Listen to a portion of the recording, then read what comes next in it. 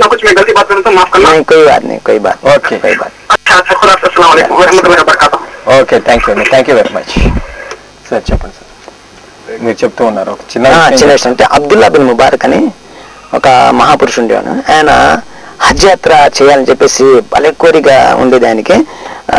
కొంత సొమ్ము జమ చేసుకున్నాడు, మిగిలించుకొని ఎలాగో హజ్ యాత్ర కోసం తీసుకుని హజ్ సమయం వచ్చింది, ఆ నెల వచ్చింది, బయలుదేరినాడు. బయలుదేరుతూ దారిలో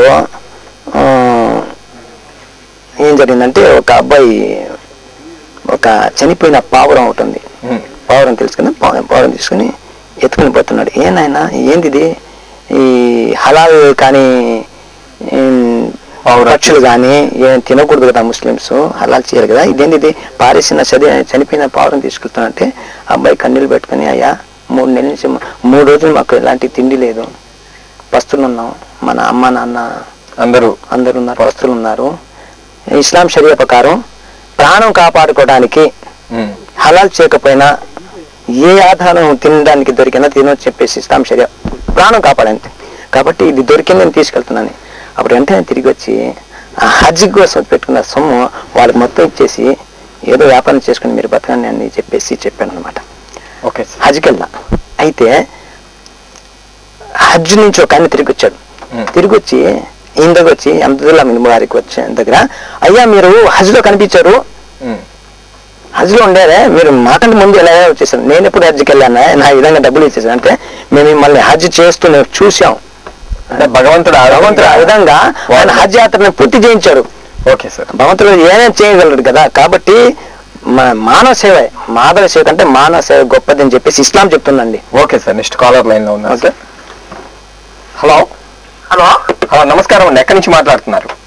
మాట్లాడుతున్నాను సార్, దర్గా మిత్ర. ఓకే, మీ పేరు చెప్పండి సార్. నా పేరు షావలి. ఓకే, షావులి గారు మాట్లాడండి, అబూబకర్ గారు ఉన్నారు, మాట్లాడండి. ఇవ్వండి సార్. చెప్పలో బోలా. सलाम भाई। इस्लाम भाई मेरा नाम शावल है जी, मैं येल्लू दरगाह में से बात करता हूँ। बोला सर, हमारा दरगाह ना 12 से दरगाह काम को इतना बड़ा है ना, हाँ मुझे एक वॉचमैन नहीं, हाँ वो 12 से पड़ता, गलती को तुम माफ करो। नहीं सुनो, 12 से हमारे काम को एक वॉचमैन नहीं जी, रात में हर एक काम गलत काम चलता हूँ जी, मैं हमेशा वहाँ फिरता रहता हूँ। हाँ मैं तुम्हें जानता हूँ अच्छा से। जी जी, सुबह में तुम्हें परसों से बीच में होना था आपको। अच्छा इंशाल्लाह। ये वॉचमैन नहीं, वहाँ चलता है, काम नहीं है हजरत। अच्छा, हम 12 से दरगाह के नजदीकी दरगाह में टाइम वहाँ से में रहते हैं।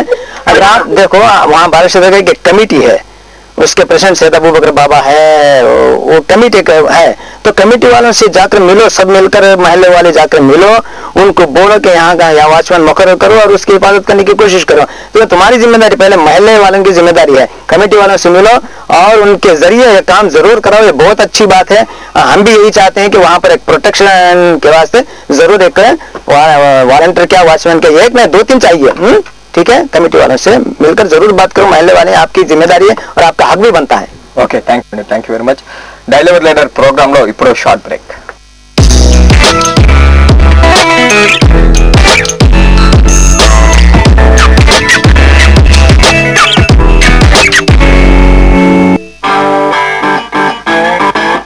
నెల్లూరులో వేగవంతమైన ఇంటర్నెట్ ఇప్పుడు మరింత వేగం.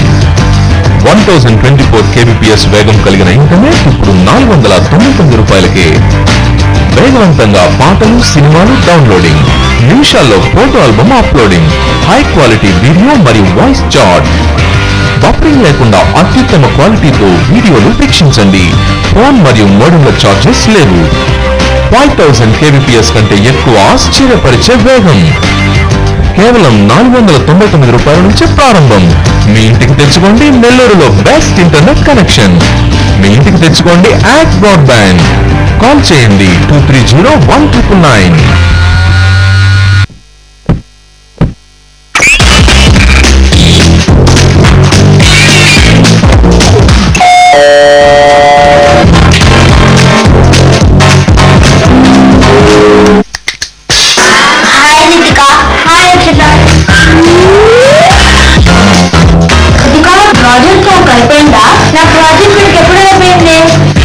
సిస్టమ్ నాకు ఇస్తావా? ఏంటి వీటిలో సిస్టమ్ ఉంది కదా. నెట్ సరిగ్గా రావట్లేదు. సరే నేను చూపిస్తాను.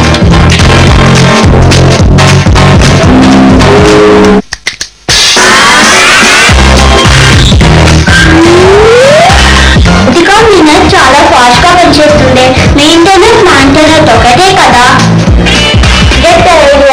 హై స్పీడ్ ఇంటర్నెట్ కనెక్షన్ తో ఇప్పుడు మీ పిల్లలు లక్షలాది వెబ్సైట్ల నుంచి మల్టీమీడియా ప్రెజెంటేషన్లు మరియు స్పష్టమైన చిత్రాలు డౌన్లోడ్ చేసుకోవచ్చు. ఇదంతా మీరు ఆమెకు చెల్లించే నెలసరి ట్యూషన్ ఫీజుకు సమానమే.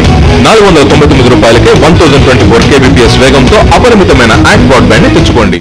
Connect to ACT broadband.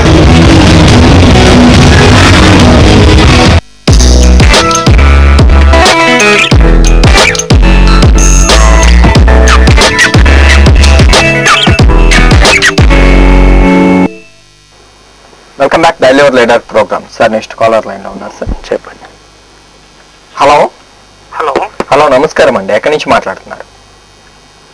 నా పేరు షరీఫ్ అండి. ఓకే షరీఫ్ గారు, ఎక్కడి నుంచి మాట్లాడుతున్నారు? కుద్దూస్ నగర్ నుంచి మాట్లాడుతున్నాను సార్. ఓకే షరీఫ్ గారు, అబూబకర్ గారు ఉన్నారు, మాట్లాడండి. अस्सलाम वालेकुम सर. इस्लाम बोला। सर मैं एक बात पूछना वो समझता हूँ, ये सही मौका की मैं तो करेक्ट टाइम के नहीं कि तो मुझे मालूम होना नहीं। कोई बात नहीं, पूछो। अरे तो इसके पहले तो मैं हमारे मस्जिद में एक बात बोलने भाई, क्या? जो एक नेट में एक फिल्म के बारे में जी, ये बात राइट के रंग तो मुझे मालूम है, तो तुम्हारे साथ सभी मुसलमान भाइयों और बहनों सभी देखते हैं जी, ये राइट के रंग तो मुझे मालूम है, गलती की नहीं तो मुझे मालूम है, तुम्हें बड़े लोग हैं बोलो। इसके बारे में हकदार कौन होती है? मुसलमान को बोले सुन, हर एक जन हकदार होते हैं, हर एक जन का रिस्पॉन्सिबिलिटी होता है। जरूर। उसके ऊपर हमें क्या कृपा को हमें ये कर सकते हैं, वो रास्ता हमारा नहीं जी, लड़ाई झगड़े का काम मुसलमान का काम ही नहीं जी। इसके बारे में तुम क्या तो बोल सकते हैं क्या? नहीं, आप बात करना भी गलत का तो मुझे माफ कर दो। नहीं कोई बात नहीं, फिल्म के बारे में नहीं, हाँ जरूर। वो क्या है, ये जहाँ अच्छाई रहती बुराई उसके ऊपर खींचो उछालती रहती। सरकार मदीना सल्लल्लाहु अलैहि वसल्लम की शान में जो गुस्ताखी हुई, हर मुसलमान गमजदा है, हर मुसलमान उससे नाराज है, और जो उसके पास कुव्वत है, ताकत है, कुव्वत और ताकत के बलबूते पर मुसलमानों पर हमला करना चाहता है, ये इस्लामी दुश्मनी चली आती है, इसे कोई रोक नहीं सकता। मगर अब जो मुसलमान अगर कमजोर है, मुसलमान तो कमजोर नहीं हो सकता, मगर अल्लाह पर भरोसा रखता है कि अल्लाह उसके महबूब बंदे मोहम्मद मुस्तफा सल्लल्लाहु अलैहि वसल्लम की शान में गुस्ताखी जो किए हैं उसे जरूर सजा दिलाएगा। ఓకే సార్, మక్కా తరువాత మదీనాని సందర్శించడం తప్పనిసరి, మదీనా విశిష్టత ఏంటి? తప్పనిసరి అండి, ఎందుకంటే ఆ మక్కా సందర్శించడం, ఈ హజ్ యాత్ర లభించింది ఆ మదీనా వల్లనే. ఎందుకంటే మదీనాలో మహాప్రవక్త ముహమ్మద్ సల్లల్లాహు అలైహి వసల్లం సమాధి ఉంది. ఓకే, ఇస్లాం ప్రవక్త ఆయన సమాధి అక్కడ మస్జిద్ నబవి అని పెద్ద మస్జిద్, అది సమాధి ఉంది. ఆయన చెప్పిన్నారు, నా సమాధిని సందర్శిస్తే రేపు పరలోకంలో అతన్ని నేను నరకాన్ని నుండి కాపాడుతాను.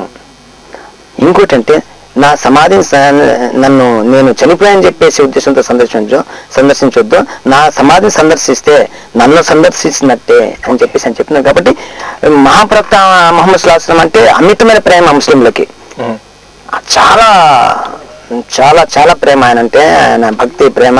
కాబట్టి హజ్ యాత్రకి వెళ్ళిన ప్రతి ముస్లిం అక్కడికి వెళ్తారు, అక్కడ 8 రోజులు ఉండాల్సి వస్తుంది. ఓకే, మదీనాలో 40 టైమ్స్ నమాజ్ చదవాలి అక్కడ. అంటే రోజు ప్రతి పూట ప్రతిరోజు 5 పూట నమాజ్, 8 రోజులు ఉండి 40 టైమ్స్ నమాజ్ చేసి అక్కడ సమాధిని సందర్శించుకుంటున్నాయి. సమాధి చుట్టూ చాలా ఏంటంటే ప్రొటెక్షన్ ఉంటుంది. సమాధిని డైరెక్ట్ గా చూడలేరు, లోపలికి వెళ్ళలేరు, బయట నుంచి చూడాల్సిందే. అయినా కూడా ఆ ప్రేమతో అక్కడికి వెళ్తారు, 8 రోజులు అక్కడ గడుపుతారు, 40 డేస్ నమాజ్ చేస్తారు, తిరిగి వస్తారు. తప్పనిసరిగా హజ్ యాత్ర తర్వాత మహాప్రవక్త ముహమ్మద్ సల్లల్లాహు అలైహి వసల్లం సమాధి సందర్శించాల్సి ఉంటుంది. Okay sir, next caller line. Okay, hello hello hello hello अस्सलाम वालेकुम। वालेकुम सर हमारा नहीं बात करते। अस्सलाम वालेकुम अंकल भाई, वालेकुम क्या मेरी बात है?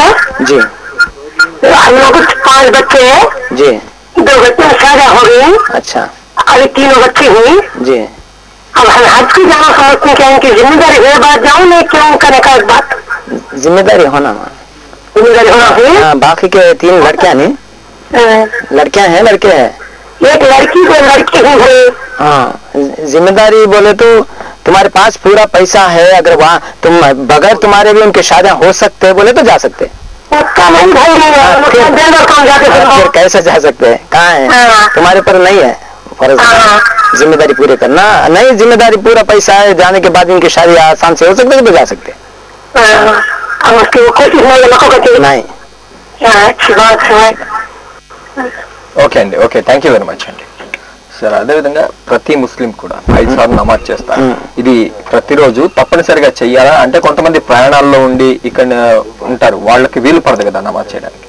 ప్రతి ముస్లిం అంటే 10 సంవత్సరాల వయసు వచ్చిన పిల్లవాడి దగ్గర నుంచి ఓకే, ఆడ మగ భేదం లేకుండా ప్రతి ముస్లిం విధిగా 5 పూట్ల నమాజు చేయాల్సిందే, తప్పదు. ఏ సమయం చెప్పి నమాజ్ అనేది దాని నుంచి విముక్తి పొందలేరు, అంటే వదలకూడదు, నమాజ్ విధిగా నిర్వహించాలి, నమాజ్ చదవాలి. అయితే ప్రయాణం చేసేవాళ్ళు బస్సులో ట్రైన్లో ఉంటారు కదా, విమానాలు కూడా ఉంటారు. అయితే ఒక నిబంధన, ఒక ఫెసిలిటీ ఒకటి ఉంది. ఓకే, 48 మైల్స్ తన స్థానిక ప్లేస్ నుంచి, తన నేటివ్ ప్లేస్ నుంచి 48 మైల్స్ దూరం వెళ్ళిపోయాడు అనుకోండి, అక్కడ తను చేసే నమాజ్లో సగం చేసుకోవచ్చు. అంటే 5 పూటలు చేయాలి, కానీ కొంత నమాజ్ అని ఉంటుంది కదా, రకాత్ అంటే 4 రకాత్ అంటే 2 చేసుకోవచ్చు. కూడదు. ఏ వీలు లేకపోయినా, ఎలాంటి ఫెసిలిటీ లేకపోయినా, కూర్చునైనా పండుకునైనా సైకిల్తోనైనా నమాజ్ చదవాల్సిందే, తప్పించుకోలేరు. ఓకే, బస్సులో కానీ, ట్రైన్లో కానీ, ప్లేన్లో కానీ ఆ సమయం రాగానే నమాజ్ టైం అయిపోయిందంటే కూర్చుని చేసుకోవచ్చు. Okay, okay, next caller line. Okay, hello hello hello, నమస్కారం అండి, ఎక్కడి నుంచి మాట్లాడుతున్నారు? నేను నెల్లూరు రంగనాథపేట గురుతోట నుంచి. ఓకే, మీ పేరు చెప్పండి. షర్మిల బాను. ఓకే, షర్మిల గారు, అబూబకర్ గారు ఉన్నారు, మాట్లాడండి. హలో హలో, अस्सलाम वालेकुम हजरत। वालेकुम हजरत जी, हजरत जी बोलो, सुनता हूँ। मैं मेरे मैटर में से बात करे जा। बोलो बोलो। मुझे शादी हो 5 महीने होता है हजरत जी। इन्होंने नहीं मुझे जान से खुशी से देख लेते नहीं कई को। वो तुम्हारी फैमिली में मैटर में हो। ఓకే, మీరు మళ్ళీ మాట్లాడండి, సార్ పర్సనల్ కలిసి మాట్లాడండి మీ విషయాన్ని, ఓకేనా? ఓకే అండి, ఓకే, థ్యాంక్ యూ అండి. సార్, ముఖ్యంగా రంజాన్ మాసంలో ఉపవాసాలు చేస్తారు. ఈ ఉపవాసాల ముఖ్య ఉద్దేశం ఏంటి? ఉపవాసం అంటే మీకు తెలుసు కదా పద్ధతి, సూర్యోదయం ముందు తినాలి, సూర్యాస్తం తర్వాత విరమించాలి. దీనివల్ల చాలా లాభాలు ఉన్నాయి. ఒకటి, ఆరోగ్యానికి ముఖ్యం. 11 నెలలు తిని దీన్ని బాగా పని పెట్టి ఈ 30 రోజులు అది దానికి రెస్ట్, తర్వాత క్లీన్ చేయడం లాంటిది ఉపవాసం పనిచేస్తుంది. రెండోదంటే ఒక ధనికుడు రోజు తింటాడు, ఉన్నవాడు తింటాడు, అతనికి కొరత లేదు, తిండి కొరత ఉండదు కదా. ఒక పేదోడు అతని దగ్గర వచ్చి ఏదైనా కోరుకుంటాడు, ఆకలిగా ఉందని చెప్తాడు, వస్తారు. కానీ ఆకలి బాధ అనేది ఈ ఉన్నవాడికి తెలీదు. ఆకలి ఎలా ఉంటుందని చెప్పేసి చిన్నప్పటి నుంచి ఉన్నవాళ్ళు మంచి స్థానంలో ఉన్నవాళ్ళు కాబట్టి వాళ్ళు చిన్నప్పటి నుంచి వాళ్ళు తిండికి కొరత లేకుండా సరిపోతుంది. ఆకలి అనేది ఎలా ఉంటుందని తెలుసుకునే పరిస్థితి ఉన్నవాళ్ళు ఉన్నారు. అలాంటప్పుడు ఈ ఉపవాసం వల్ల ఉదయాన్నే సూర్యోదయం ముందు తిన్నవాడు సూర్యాస్తం వరకు ఏం తినకుండా, మంచినీళ్ళు కూడా ముట్టుకోకుండా ఉంటే ఆకలి బాధ ఏంటనేది ఉన్నవాడు తెలుస్తుంది. తెలిసి ఆకలి అంటే ఇదిరా, ఇంత బాధగా ఉంటుంది, పేదవాడు దీనితో బాధపడుతున్నారు, ఈ బాధతో మన దగ్గర వస్తాడు కాబట్టి మనం తప్పనిసరిగా సాయం చేయాలని చెప్పేసి అందులో అతని మనసులో వస్తుంది. కాబట్టి ముఖ్య ఉద్దేశం ఉపవాసానికి ఏంటంటే పేదల కోసం, ఏదైనా మానవుల కోసం, ఏ నిబంధన, ఏ రోజా కానీ, నమాజ్ కానీ, ఈ హజ్ యాత్రలు కానీ అన్ని మానవాళికి కోసమే. ఓకే సార్, జకాత్ గురించి చెప్పండి. జకాత్ నిర్ణీత దానం.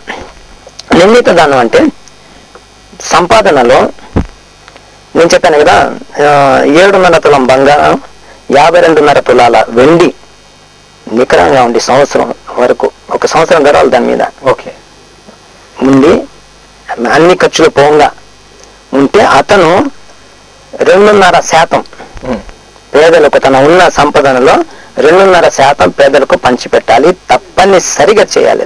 అది విధిగా జకాతు ఇంత దానం చేయాలి. దానివల్ల పేదలకు చాలా మేలు కలుగుతుంది, పేదరికం నిర్మూలించవచ్చు. యాక్చువల్గా ఇదే పద్ధతి ప్రతి ఒక్కరు అవలంబిస్తే ఈరోజు 94% దారిద్ర్య ముస్లిమ్స్ 94% ముస్లిమ్స్ దారిద్ర్య రేఖ కింద ఉన్నారు. ఉన్న ముస్లిమ్స్ వాళ్ళు విధిగా జకాత్ చెల్లిస్తే ఈ పేదరికం ఎప్పుడో చాలా సునాయాసంగా సులభంగా నిర్మూలించవచ్చు.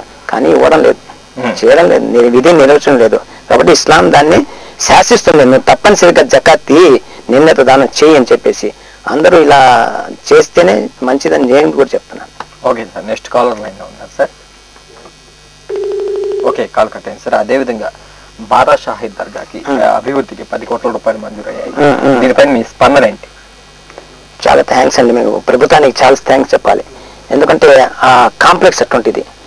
ఈ బారా షహీద్ సమాధిలో వీరమరణం పొందిన 12 మంది సమాధి, సయ్యద్ అహ్మద్ బాబా సమాధి, తర్వాత ఈద్గా, ముఖ్యంగా రొట్టెల పండుగ, లక్షల మంది వచ్చే పండుగ. ఆ కాంప్లెక్స్ ని ఎంత డెవలప్ చేసినా తక్కువే. దానికి అది గుర్తించి ప్రభుత్వం 10 కోట్లు శాంక్షన్ చేసి ఫండ్స్ అలాట్ చేసిందంటే నెల్లూరు ముస్లింలుగా మేము చాలా ఆనందపడుతున్నామండి. ఎవరు దీన్ని వెనక్కుండి చేసినా మేము చాలా వాళ్ళకి కృతజ్ఞతలు, ధన్యవాదాలు చెప్పుకుంటున్నాను. తప్పనిసరిగా దాన్ని డెవలప్ చేయాల్సిన అవసరం ఉంది. ముసాఫిర్ ఖానా అంటే సత్రం లాంటిది, చాలా చిన్న పైకంతో ముసాఫిర్ ఖానా ఎంతో వస్తున్నారు, చూస్తున్నారు, లక్షల మంది వస్తారు. వాళ్ళు సరైన బాత్రూమ్స్ లేవు, సరైన వసతి లేదు, వర్షం పడితే ఇటు పరిగెత్తాల్సిందే. అలాంటి వసతి ఎన్ని ఏళ్ళు గడిచినా ఇంతవరకు పొందలేకపోతున్నారు. కానీ ఈ 10 కోట్లు అలాట్ అయిన తర్వాత దీన్ని సద్వినియోగం చేయాలి. ముందు దాన్ని కాపాడాల, సద్వినియోగం చేసి ముసాఫిర్ ఖానా, పెద్ద మసీదు, తర్వాత ఎంతైనా చేయొచ్చు, చేయాల్సిన అవసరం ఉంది. మేము నెల్లూరు ముస్లిం నగర, నెల్లూరు జిల్లా ముస్లిం చాలా ఆనందపడుతున్నాం అంటే ప్రభుత్వానికి మేము ధన్యవాదాలు చెప్తున్నాం. ఓకే సార్, అదేవిధంగా రొట్టెల పండుగ ప్రతి ఏటా అంగరంగ వైభవంగా జరుగుతుంది. ఈసారి జరిగే రొట్టెల పండుగ ఎటువంటి ఏర్పాట్లు చేస్తున్నారు? అది కమిటీ ఉందండి, భారతదేశ కమిటీ ఉంది. ఆ కమిటీ బాధ్యత అది. కమిటీ ప్రతి సంవత్సరం మారుస్తున్నారు, అది పద్ధతి కాదు. ప్రతి సంవత్సరం కమిటీ మార్చడం, కొత్త వాళ్ళు రావడం, మళ్ళీ వాళ్ళు ఏర్పాటు చేయడం. ఇప్పుడు అనుభవం ఉన్న కమిటీ ఉంటే వాళ్ళు ఏ ఏర్పాట్లు చేయాల్సింది వాళ్ళకి తెలుస్తుంది. ప్రతి సంవత్సరం కమిటీ మార్చేస్తున్నారు, కొత్త వాళ్ళు వస్తారు, వాళ్ళకి అర్థం కాదు. ఈ షాపింగ్ టెండర్లు పిలవడం, ఈ ఇందులోనే పడిపోతారు.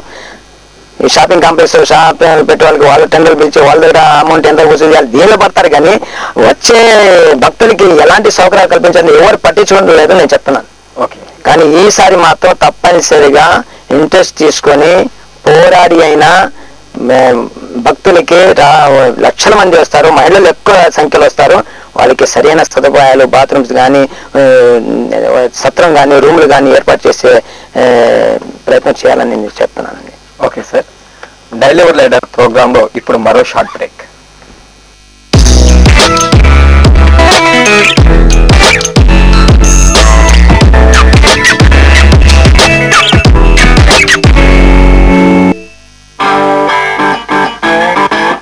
నెల్లూరులో వేగవంతమైన ఇంటర్నెట్ ఇప్పుడు మరింత వేగం. 1024 kbps వేగం కలిగిన ఇంటర్నెట్ ఇప్పుడు 499 రూపాయలకే. వేగవంతంగా పాటలు, సినిమాలు డౌన్లోడింగ్, నిమిషాల్లో photo album uploading, high quality video మరియు వాయిస్ చాట్, బఫరింగ్ లేకుండా అత్యుత్తమ క్వాలిటీతో వీడియోలు వీక్షించండి. ఫోన్ మరియు మోడెంల చార్జెస్ లేవు. 5000 kbps కంటే ఎక్కువ ఆశ్చర్యపరిచే వేగం. కేవలం 499 రూపాయల నుంచి ప్రారంభం. మీ ఇంటికి తెచ్చుకోండి నెల్లూరులో బెస్ట్ ఇంటర్నెట్ కనెక్షన్. మీ ఇంటికి తెచ్చుకోండి యాక్ట్ బ్రాడ్బ్యాండ్. కాల్ చేయండి 230-1999.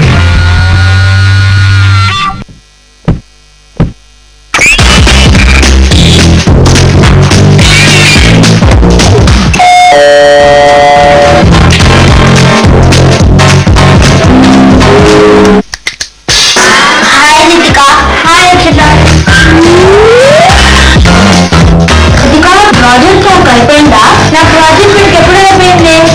నీ సిస్టమ్ నాకు ఇస్తావా? ఏంటి వీక్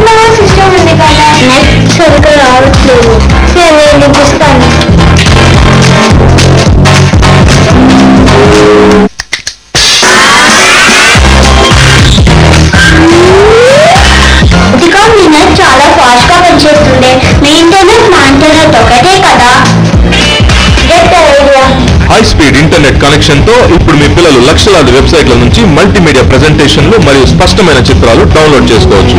ఇదంతా మీరు ఆమెకు చెల్లించే నెలసరి ట్యూషన్ ఫీజుకు సమానమే. 499 రూపాయలకే 1024 kbps వేగంతో అపరిమితమైన యాక్ట్ బ్రాడ్బ్యాండ్ ని తెచ్చుకోండి. Connect to Act Broadband.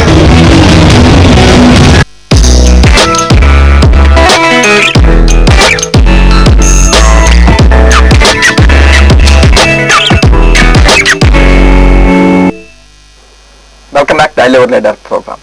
Sir next caller line ఉన్నారు. Okay. Hello hello hello hello నమస్కారం అండి. ఎక్కడి నుంచి మాట్లాడుతున్నారు?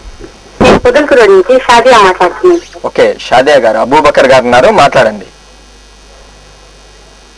हेलो हेलो हेलो क्या वालेकुम हजरत. वालेकुम ईद मुबारक. ईद मुबारक. आज आपका बयान बहुत अच्छा था जी.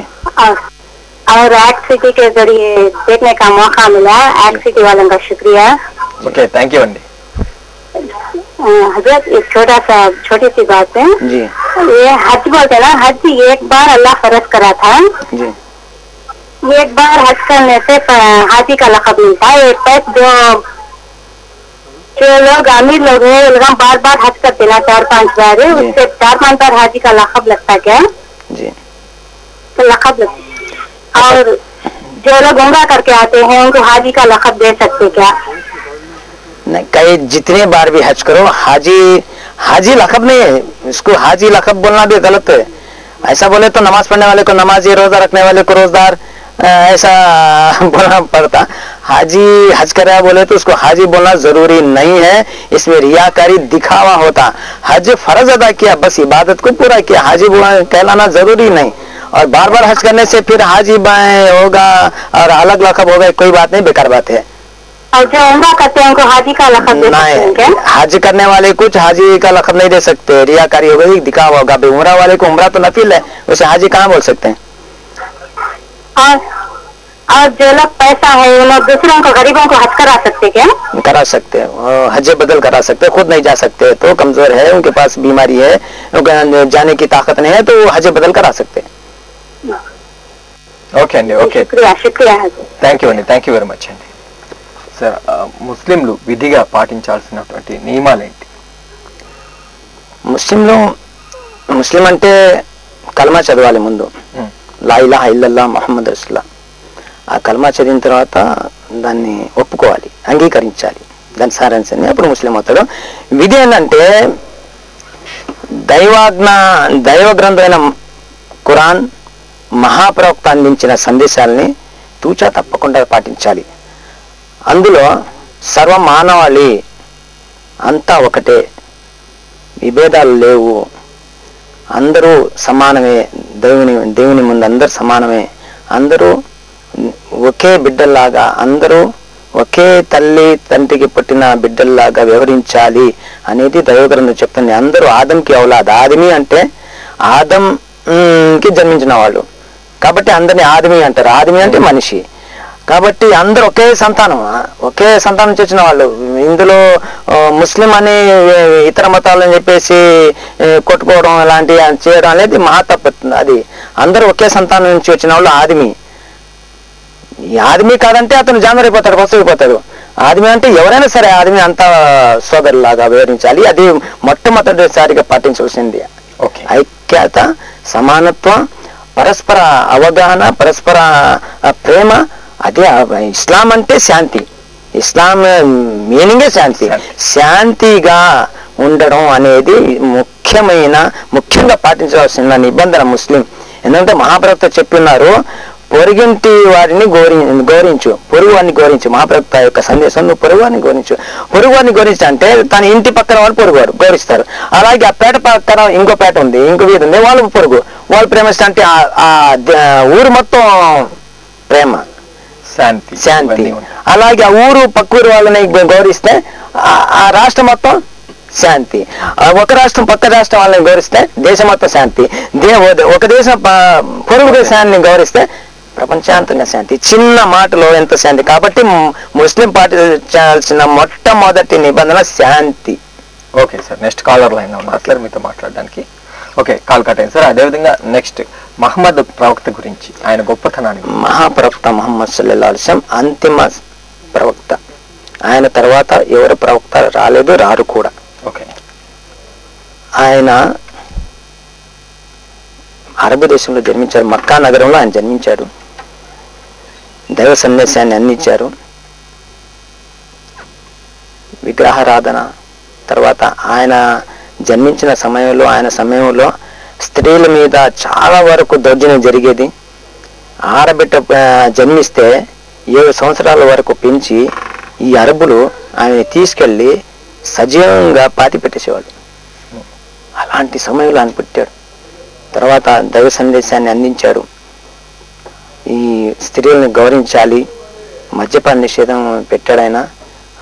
ఈ జూదం అలాంటివి ఉండేది, బహుభార్యత్వం.